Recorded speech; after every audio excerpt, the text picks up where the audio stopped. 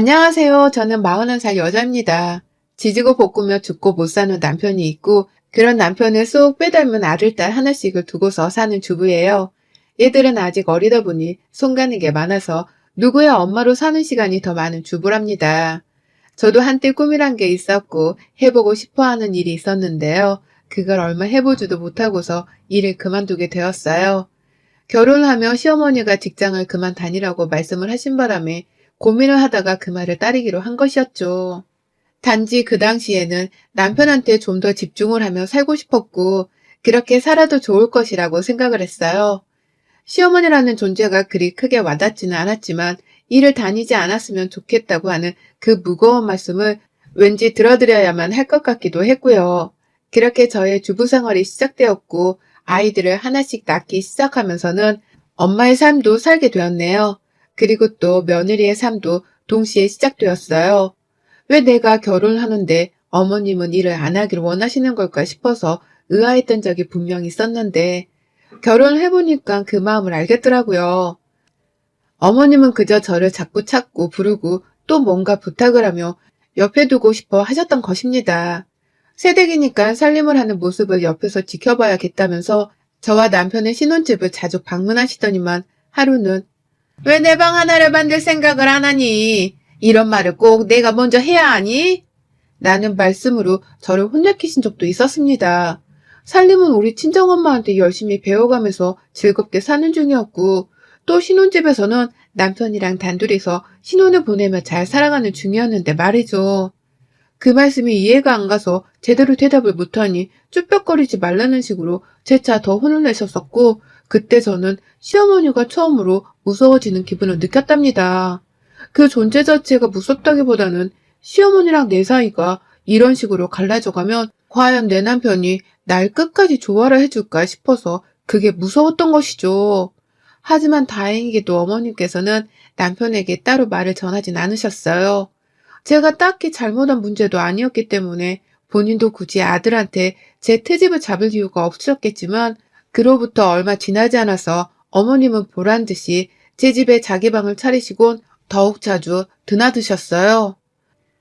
저희 부부가 첫째를 낳고서 더 먼 동네에 아파트로 이사를 가기 직전까지는 제가 매일같이 어머님의 얼굴을 보고 살았던 것 같아요. 처음엔 살림을 잘하는지 지켜봐야겠다고 하더니만 자꾸 와서 살림을 하나하나 따져가며 지적질을 하시더니 언젠가부터는 내 남편임에도 불구하고 어머님이 직접 총대를 메고서는 안주인 마냥 행세를 하더라고요. 이를테면 퇴근하고 집에 들어오는 남편한테 본인이 현관까지 나가서는 응, 왔어? 라고 하면서 맞이하셨고요. 또 밥을 먹을 때에도 남편의 바로 옆자리에 앉아서는 남편에게 직접 반찬을 더 챙겨주고 모자란 밥을 더 떠다주는 등의 지극정성을 보이셨습니다. 처음엔 그게 다 저한테 이렇게 살라고 가르치시는 건 줄 알았어요. 그래서 저도 어머님이 안 계실 때나 혹은 어머님이 계실 때 그렇게 지극정성으로 남편을 대해보려고 노력을 하는 모습을 보였는데, 하루는 어머님이 저를 따로 불러선 말씀하시더라고요. 그런 건 내가 할 거니까 넌 그냥 옆에서 가만히 있기나 해. 라고 말이죠. 그때 저도 살짝 간파를 했습니다. 어머님이 나한테 살림을 가르치려고 하실 생각은 애초에 하나도 없었고, 오로지 그냥 당신 아들이 나랑 지내는 모습이 배 아파서 자꾸 찾아와 심드렁하게 방해를 하시는 것이란 걸 말입니다. 그 후로는 저도 어머님이 무슨 행동을 하든 배우려는 자세보다는 꼴값을 떨고 앉아있네 하는 생각을 속으로 하면서 바라보게 되었어요. 처음엔 시어머니랑 잘 지내보려고 하던 마음이 컸었는데 점점 시어머니는 친해져봤자 내 인생에 도움도 안 되고 도움 줄 만한 어른도 아니라는 생각이 굳어졌죠. 그래서 집에 찾아오시는 것도 점점 불편하던 기색을 보이기 시작했고, 시어머니한테뿐만 아니라 남편한테까지도 이렇게 살 거였음 나 이 결혼 안 했어. 내가 당신이랑 사는 건지 시어머니랑 사는 건지 모르겠네. 라고 하면서 어머님 좀 말려보라 부탁을 하기에 이르렀어요. 다행히 남의 편이 아니라 제 걱정부터 먼저 한 남편 덕분에 저희 부부는 첫째를 낳고서 바로 시댁과 먼 곳으로 이사를 떠났었고요. 그 후로는 어머님도 거리상 너무 멀어서 그런지 자주 찾아오질 않으시더라고요.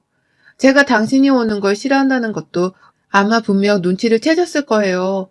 그 뒤로는 쭉 저도 그렇고 시어머니도 그렇고 서로를 대면거리면서 대했어요. 최소한의 자기 역할은 하고 살자는 생각으로 전 명절에 제사를 지내려는 시댁이 꼬박꼬박 찾았고요. 시어머니는 제 자식들에게만큼은 친절하고 자상한 할머니 노릇을 잘 해주셨습니다. 다만 제가 명절에 시댁을 가거나 시부모님 생신 혹은 형님들의 생신 등 시댁에서 맞이하는 특별한 날들이 있으면 거의 대부분 제 두 손으로 일을 떠맡았어요. 시어머니는 아이들에게 자상한 할머니셨고 남편과 시아버지께는 여전히 따뜻하거나 희생하는 어머니이고 아내였으나 저에게는 불호만 가득한 시어머니셨죠. 시댁에 가면 저는 엉덩이를 제대로 붙일 수 있는 시간적 여유조차 없었고 그래서 늘 고생을 하러 가는 길이라는 생각밖에 들지를 않았답니다. 시어머니도 저희 집에 자주 찾아오지 못하는 대신에 이렇게라도 저를 괴롭히고 더 시집살이를 시켜보겠다고 작정을 한 사람 마냥 구셨고요. 여러모로 제게는 결혼 생활 내내 최악이라고 생각이 되는 분이셨죠. 그러니 서로 좋다고 생각될 만한 추억거리도 별로 없었고요. 보기만 하면 이번엔 또 무슨 일을 시킬지, 어떤 수고로움을 감내해야 할지에 대해서만 고민하고 걱정하며 불편해하는 사이였습니다. 물론 저 혼자만 불편해하는 것이긴 했죠. 시어머니는 제가 아랫사람이니 얼마나 편하고 부려먹기 좋았겠냐고요. 그렇게 살면서 저희가 이사간 집에 오기라도 하는 날에는 이왕 온 김에 좀 더 있다가 가겠다면서 하루 이틀 정도를 그냥 무작정 묵고 가시겠다고 통보를 하기도 하는 등 제게는 정말 결혼 내내 가슴 한켠에 고민거리를 안고 살게 만드는 분이셨답니다. 그렇게 살며 주부로 그리고 엄마로 조금씩 제자리를 스스로 찾아가려 노력하던 중 제가 태어나 처음으로 아파서 혼절을 할 뻔한 극도의 위기 상황을 겪었습니다. 올 초 3월 여전히 날이 춥던 때에 겪은 일이었는데요. 새벽부터 배가 찢겨질 듯이 너무 아파서 밤새 뒹굴면서도 어떻게든 버티고 참아보려 했는데 남편이랑 애들이 학교 가고 출근하자마자 기다렸다는 듯이 토를 하고 탈수로 온몸이 누렇게 떠버리는데 이거 이상하다 싶었습니다. 생전 그렇게 아파본 적이 없어서 저도 많이 겁이 났고 겨우 혼자 걸어서는 집 근처에 있는 내과까지 찾아갔어요. 근데 또 거기서는 단지 전날 밥을 잘못 먹은 게 아니냐고 하면서 체한 것으로만 보고는 수액을 맞추고 돌려보내더라고요. 그래서 곧 괜찮아지겠거니 했는데 저는 그날 집에 가서는 남편이 퇴근을 하고 집에 올 때까지 침대 밖을 나오지도 못했어요. 집에 오자마자 얼마 지나지 않아서 정신이 혼미하게 몸살기까지 나버리는 바람에 곧장 침대에 뻗어버렸고 아무 끼니도 챙겨 먹지를 못한 채 계속 빈속에 토만 해댔죠. 그러다가 애들이 안 되겠다면서 남편한테 먼저 연락을 했고 남편도 회사는 어떻게 한 건지 집으로 곧장 달려와서는 결국 저를 데리고서 큰 병원을 찾아갔습니다.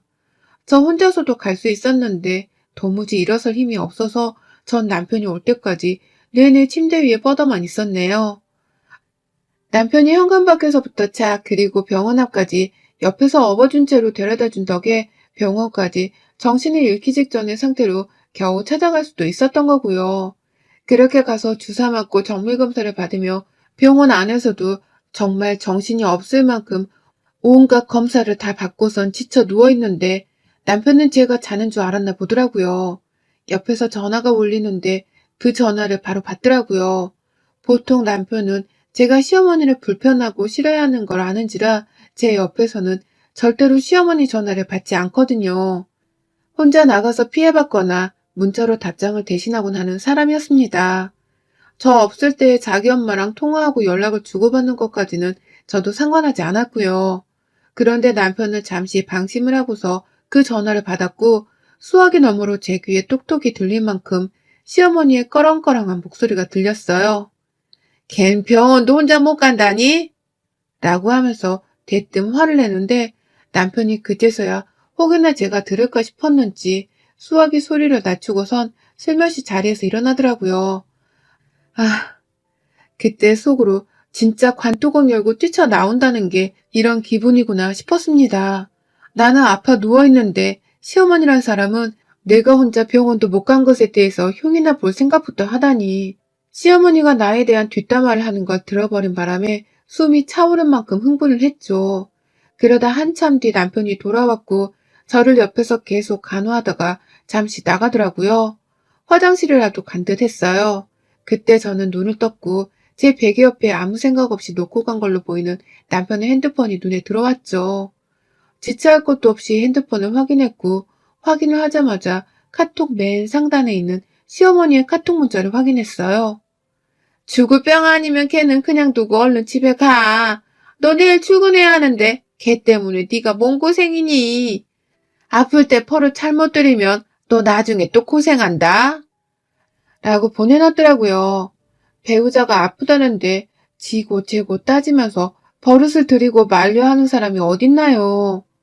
배우자가 아프면 당연히 옆에서 한마음으로 간호하고 빨리 쾌차하기를 바라며 온 신경이 다 그리로 쏠리는데 시어머니는 제가 무슨 남편의 직장 상사 혹은 남편의 옆집 이웃이라도 된다는 듯이 아주 냉정하고도 차갑게 말씀하셨더라고요. 절 보살피는 건 버릇을 잘못 들이는 짓이니까 나중에 고생하지 말고 빨리 집에 가 쉬라면서 말이죠. 내가 지 손주들을 둘이나 낳아준 며느리인데 아프다는 며느리가 이젠 좀 괜찮은지에 대해선 한마디도 물어보지도 않고는 계속해서 저를 비난하고 욕보이는 카톡 메시지만 장황하게 보내놓으셨어요. 이렇게까지 어머님이 못나고 못된 사람인 줄은 몰랐지만 아픈 사람한테까지 그리 매정하게 구는 걸 보니 전 시어머니에 대해서 완전히 다시 생각하게 되었답니다. 원래 좋은 분도 아니셨지만 그때 완전히 우리는 절대로 가족으로 얽힐 수가 없는 사이라는 걸 뼈저리게 느꼈죠. 내가 죽어서 장례식을 치르더라도 와서는 건성건성 육개장만 먹고 가실 분이라는 생각도 들더군요. 그러니 이젠 정말로 최소한의 도리마저도 잘해줄 이유가 없다는 생각이 들었고 원래 없던 정마저도 다 떨어지는 심정이었답니다. 그 뒤로 저는 제 몸 하나 그리고 내 가족들 건강이나 잘 신경 쓰고 살자는 생각으로 독하게 살았어요. 시어머니 연락이 와도 집안일 하느라 바쁘니 전화할 시간이 없다는 말을 남기며 대놓고 전화를 먼저 끊어버렸고요. 안부 인사는 개뿔, 연락 한번 먼저 하지라느니 어머님이 왜 안부 연락을 안 하냐며 또 보채는 연락을 해오더라고요. 하지만 그럴 때마다 제가 남이랑 통화하려듯이 친정엄마한테도 안 하는 안부 연락을 왜 어머님께 하라는 거예요? 라고 하면서 어머님의 입이 쏙 들어가도록 마풀을 펼쳤습니다. 그 바람에 실제로 어머님은 저한테 화가 단단히 나서는 저희 집을 찾아오지도 않았고 오히려 퇴근하고 집에 온 남편에게 더 불이 나도록 연락을 해대면서 자기의 존재를 저한테 드러내려 하셨어요. 그러다 저는 코로나와 제 몸 상태를 핑계로 급기야 추석에 시댁에도 안 갔고요. 남편이랑 애들만 시댁에 보내니 시어머니한테서 또 전화가 막 걸려왔는데 그것도 다 무시를 하고선 그냥 모른 척 살았습니다. 그래도 되는 사람이라는 걸 이제는 잘 알았기 때문에 속 시원하고 하고 싶은 대로 대했어요. 그런데요, 이게 무슨 운명이 장난인지 지난 9월 말에 시어머니가 교통사고를 당하셨어요. 이런 일에 기뻐하면 안 되는 건데 시어머니가 교통사고로 다리 부분을 접질러서 붕대를 감고는 입원해 계시다는 소리를 듣자마자 얼마나 신이 나고 하늘에 감사하던지요. 시어머니는 그걸 또 저한테 직접 전화까지 해서는 나 어느 병원에 입원했으니까 빨리 와라 라고 하면서 말씀까지 해주시대요. 저랑 사이가 안 좋은 와중에 저한테서 간병이라도 받고 싶으신 건지 오라는 연락을 해오신 겁니다. 얼마나 꼴불견이던지요. 저는 그 말을 듣자마자 제 표정에 웃음을 감추지 못한 채 어머님 괜찮으시지 않는 소리 한 번 하지 않고서 웃으며 대답했습니다. 아휴, 우리 남편 또 고생하겠네요. 회사 출근해야 하는 사람인데 어머님 때문에 병원 가야 하느라 엄청 고생하겠네. 라고 말입니다. 그러자 시어머니는 뭘 잘못 들었는 줄 알고서 너 지금 뭐라고? 누가 고생해? 걔가 고생해? 라면서 제 말에 어이가 없다는 듯이 따져드는데 생각할수록 분하다고 생각을 하는 건지 말씀을 하면서도 숨을 엄청 빠릿빠릿하게 몰아쉬시더라고요. 그리고 저는 그 말씀에 아랑곳하지 않고서는 또 대답했어요. 남편한테 좋은 거 먹이면서 어머니 입원해 계시는 동안 몸보신 제대로 시키고 있을게요.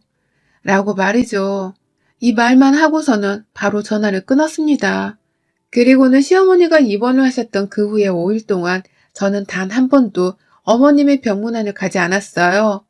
시어머니는 아니나 다를까 아침마다 일어나서부터 저한테 병원에 언제 오냐면서 카톡을 보내시고 부재중 전화를 남기시는 지극정성을 보이는데 저는 어머님의 안부를 묻는 질문조차 단 한 번을 하지 않은 채 남일 보듯이 그 문자를 익십하고 전화를 받지 않으며 끝까지 잠수를 탔습니다. 절대로 병문안이나 간병을 하러 가지 않겠다는 각오로 말이죠. 아, 딱 한 번. 남편한테는 오늘 소고기 먹이려고요. 어머님 때문에 아들이 사서 고생을 할 텐데 좋은 거라도 잘 먹여야죠. 라고 답장을 하긴 했었네요. 그러니 이번에 어머님이 열불이 나신 건지 제 문자를 씹으셨고요.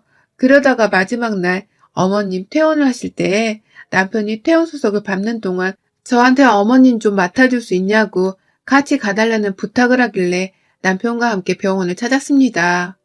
어머님 입원하시고 처음으로 그 병실 안에 들어갔어요. 남편은 바로 퇴원수속을 밟으러 나갔고요. 그런데 제가 그 병실 안에 들어가서는 세상 순진한 척을 하면서 어머님, 저 왔어요. 라고 말씀을 드리니 어머님은 같은 병실을 쓰고 있던 5명의 다른 환자분들을 보면서 갑자기 고래고래 소리를 지르시는 겁니다. 아이고, 우리 귀한 며느님 드디어 왔네. 시어머니가 입원을 했는데 얼굴은 코빼기도 안 보이더니만 귀한 며느님 납치셨네, 드디어. 라고 하면서 저를 못된 며느리로 만들겠다는 식으로 사람들한테 절 욕보이더라고요. 저 하나 욕먹게 만들겠다고 그 병원 안에서 큰 소리를 쳐가며 진상짓을 하신 겁니다. 저요? 거기에 맞받아쳐 주려다가 그냥 참았어요. 어차피 다 그날 한번 보고 다시는 마주치지도 않을 환자들인데 제가 굳이 변명을 하고 시어머니랑 같이 싸워서 뭐 하겠어요. 제 힘만 빼는 거죠. 시어머니가 소리를 지르길래 저는 오히려 어머님한테만 더욱 독하게 그리고 못되게 굴었어요. 소리치실 힘이 있는 거 보니까 제 도움 없이도 혼자 나오실 수 있을 것 같네요. 저는 로비에서 기다리고 있을 테니 그리로 내려오세요. 남편도 거기 있으니까. 자식들 고생 그만 시키시고 좀 혼자서 독립적으로 하세요. 아프실 때 버릇 잘못 들이면 우리 부부가 나중에 고생일 테니 제가 지금 어머님 버릇 똑바로 들이는 중이라고 생각하시고요. 라는 말과 함께 어머님을 두고 혼자 병실을 나왔어요. 어머님은 뒤에서 야, 너 거기 안 서? 날 데리고 가야 할 거 아냐? 라고 하면서 아주 비명을 지르며 저를 부르셨지만 저는 그 말을 못 들은 척 하면 나왔답니다. 그와 동시에 어머님이랑 같이 병실을 쓰던 다른 환자분은 진정하고 조용하려면서 어머님께 항의를 하기까지 하셨어요. 결국 어머님도 며느리 욕 한번 먹여보겠다고 절 그리 쌀벌하게 비꼬으며 욕보이다가 결국 자기가 더 진상짓을 부리며 더 큰 욕을 먹는 꼴이었죠. 그리고 전 그날 남편한테 바로 양해를 구하고서는 시어머니를 마저 도와드리지도 않은 채 혼자 집으로 갔어요. 도무지 또 시어머니 얼굴을 억지로 볼 자신도 없고 그러고 싶지도 않았거든요. 그리고 이제는 말해도 되겠다 싶어서 남편한테는 병실 안에서 시어머니한테 욕을 먹었기 때문에 기분이 나빠 못 도와드리겠다 솔직하게 말했고요. 지난번 내가 아파서 응급실에 가 누워있을 때 시어머니랑 나누는 통화랑 문자 내역까지 내 두 눈으로 다 확인했다는 것도 솔직히 말했습니다. 그때 그 문자를 본 후 더 이상 니네 엄마가 내 시어머니로 보이지 않고 그저 못되고 인정머리 없는 사람으로만 보인다면서. 그러니 아무런 며느리 노릇을 강요하거나 부탁조차 하지 말라고 말을 했죠. 그러자 남편도 그날 있었던 일이 기억이 나는 건지 제게 무지하게 미안했어요. 자기는 엄마랑 같은 입장이 아니었으며 엄마가 일방적으로 그렇게 말씀을 하셨던 것이었으니 자신에 대해서는 오해를 하지 말라면서 제게 진심으로 사과를 하더라고요. 그리고서는 자기여도 그런 시어머니라면 원망스럽고 미울 것이라면서 저한테는 먼저 집에 가서 푹 쉬고 있으라고 했답니다. 남편이라도 시어머니가 못해 처먹은 걸 알고서는 일이 제 마음을 헤아려주니 얼마나 다행이었는지 몰라요. 순순히 저를 보내준 남편 덕분에 저는 그날 시어머니고 뭐고 누군가의 뒤치다꺼리를 하지 않은 채 바로 집으로 돌아왔고요. 시어머니는 퇴원하고서 저희 집에 와 요양이라도 하려고 하셨던 건지 저한테 문자로 니네 집 간다, 갈 거다 라고 계속 연락을 해오셨어요. 하지만 저는 그럴 일은 없을 것이라며 굳게 믿었고 아니나 다를까 남편이 칼같이 시어머니를 시댁으로 돌려보내준 덕분에 시어머니는 더 볼 일이 없었답니다. 그날뿐만 아니라 그 후로도 시어머니는 2번 다시 저하고 연락도 못하고 얼굴도 못 보셨어요. 어머님은 병원에 있었던 일에 대해 마저 분풀이를 해야겠다 마음먹으신 건지 저한테 자꾸 전화를 걸어오시고 또 문자도 보내며 절 혼내려 하셨거든요. 전화를 안 받으니 너 내가 혼낼 줄 알고서 연락 안 받는 거지? 내 전화 당장 안 받아? 이 건방진게 어디서 시어머니 전화를 자꾸 씹어? 라고 하면서 재차 문자를 보내셨고요. 하지만 제가 그 문자들을 다 익씹으면서 나 몰라라 무시를 해버리니 어머님은 집까지 찾아갈 거라면서 또 말도 안 되는 협박을 하셨어요. 그리고 목발을 짚은 채로 택시까지 타시고서는 제 집 앞에 진짜로 찾아오기도 하셨습니다. 제가 오라 말씀을 드린 적도 없었는데 말이죠. 저 그날 시어머니가 밖에서 문 열어달라고 하시는 걸 거진 3시간이 넘도록 그냥 현관밖에 내버려 둔 채 무시를 했고요. 남편한테 연락해서 시어머니 좀 보내버리라고 하니 남편이 이윽고 어머님께 연락을 하더라고요. 그리고 어머님은 아무 소리 없이 그냥 제 집 앞에서 사라지셨답니다. 밖에서는 자기 가슴을 퍽퍽 치면서 분해 죽으려고 하시는 울부짖음이 들려왔는데 저야 뭐 그런 소리는 뭐였든 간에 상관은 없었네요. 우리 엄마 가슴 찢어지는 것도 아니고 가족 같지도 않은 시어머니의 가슴이 찢어지는 소리일 텐데 제가 뭐 상관하겠어요. 어머님, 저는 이제 어머니 병문 아니고 안 보고 뭐고 아무것도 안 하고 또 안 보면 살 거예요. 뭐 평상시에도 우리 사이가 그리 좋지만은 않았지만 아프고 나서 겪었던 그날의 치욕은 제가 평생 잊지 못할 것 같습니다. 이번엔 퇴원하시는 날에 찾아뵈었지만 다음번에 일절 병문안은 없을 거고요. 아마 어머님이 죽을병 걸리셔서 마지막으로 병원 시세를 지게 되는 그날 제가 정말 100번 양보해서 한 번의 얼굴을 비춰드릴게요. 그때까지 부디 몸조리 잘하고 사세요. 여러분의 생각은 댓글로 남겨주세요. 오늘도 시청해 주셔서 정말 감사합니다.